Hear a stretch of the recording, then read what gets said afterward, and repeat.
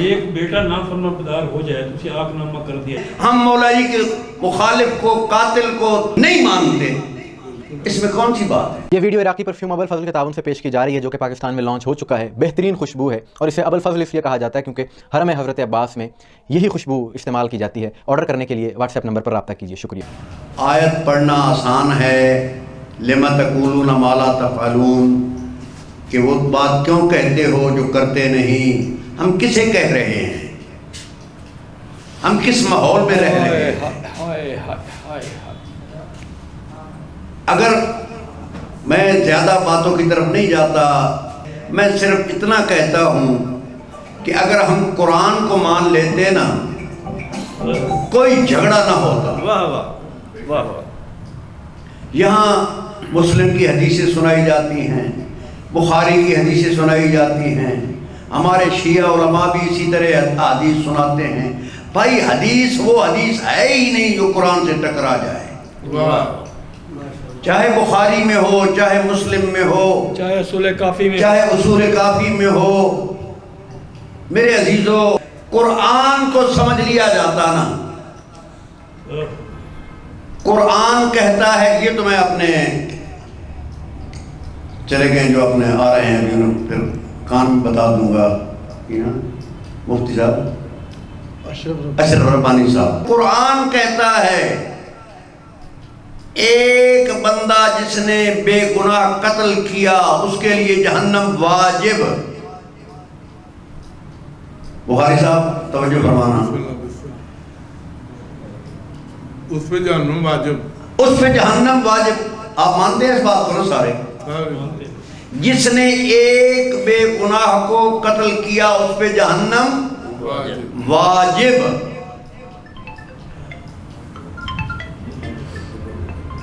اب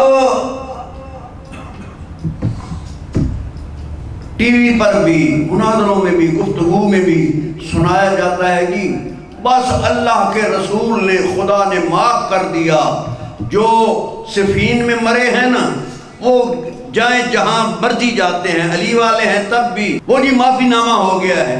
اور معافی نامہ قرآن کے مقابلے میں کون سا معافی نامہ ہوتا ہے؟ وہ حدیث ہی نہیں ہے جو قرآن کے مقابلے میں۔ بس میں صرف مثال عرض کر رہا ہوں، قرآن سے ٹکرانے والی حدیثیں اس طرح بیان کی جاتی ہیں۔ میں کہتا ہوں اول تو یہ دیکھا جائے، مولا علی جب چوتھے درجے پہ ہی صحیح خلیفہ منتخب ہو گئے یا انہوں نے تسلیم کر لیا، وہاں جا کر خوشی سے یا مجبوری سے یا اسلام بچانے کے لیے بیٹھ گئے، اب وہ خلیفۃ المسلمین ہیں۔ قرآن کی آیت اولی الامر جس انداز میں ہمارے برادران مانتے ہیں اولی الامر ہیں، اب ان کا مخالف کوئی سچا نہیں ہو سکتا۔ بے شک اس اولی الامر کے حکم ماننے کے حوالے سے بھی اور خلیفۃ المسلمین ہونے کے حوالے سے بھی جو مولا علی کا دشمن وہ غلط باطل۔ بس ہم ربانی صاحب چلے گئے ہیں جی ہم یہ باتیں کرتے ہیں، ہم وہ باتیں کرتے ہیں۔ میں نے کہا ہم سارے یہی کرتے ہیں، ہم مولا علی کو حق پہ مانتے ہیں، ہم مولا علی کے مخالف کو، قاتل کو نہیں مانتے، اس میں کون سی بات ہے؟ کوئی بھی نہیں مانتا۔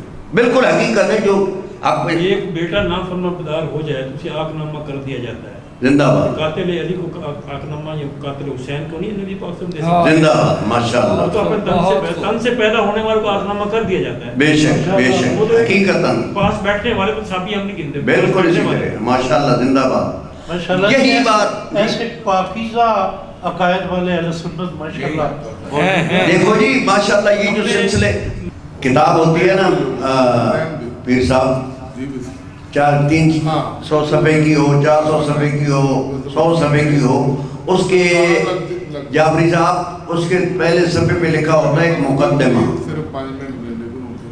مقدمہ کا مطلب یہ ہوتا ہے کہ اس میں وہ خلاصہ لکھا ہوتا ہے کہ بخاری صاحب مقدمہ جسے کہتے ہیں، خلاصہ لکھا ہوتا ہے، اس میں اسے پڑھنے کے بعد پتہ چل جاتا ہے پوری کتاب میں کیا ہے، پھر اس میں تفصیل ہوتی ہے پوری کتاب میں۔ امام علی مقام نے ترابی صاحب کربلا جانے سے پہلے جو مقدمہ لکھا مقدمہ 2 لفظوں میں بیان فرمایا. سبحان اللہ. ماشاءاللہ جی ماشاءاللہ.